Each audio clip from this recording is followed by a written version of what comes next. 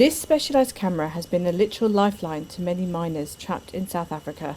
It was lowered late last year into an almost 2.6 kilometre deep mine shaft where hundreds of them were reported to be trapped, starving, dehydrated and desperate to get out.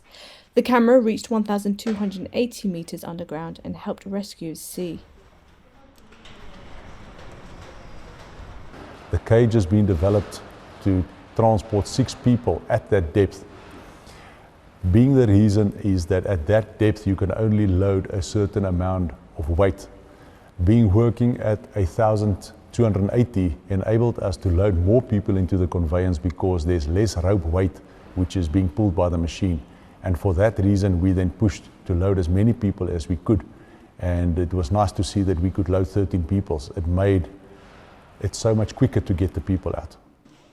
Rescuers brought the camera back to the surface and then sent it back underground, this time with a notepad, a pen and a letter attached to initiate communications with the miners.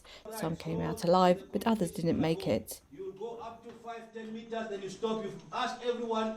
It took us around about between 40 to 45 minutes going down, loading people and offloading people at one trip. And at every one trip we then delivered 12 to 13 people alive. And if we had to bring out bodies, we brought out like 10 bodies at a time.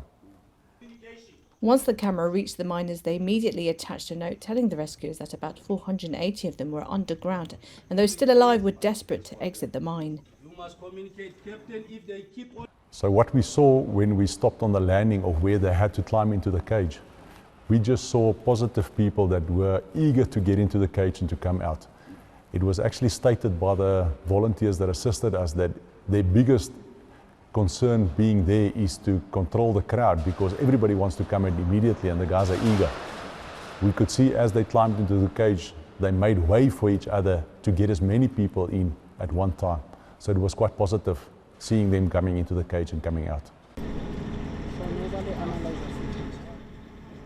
Authorities faced scrutiny for initially refusing to help, but without the camera, more miners would have died.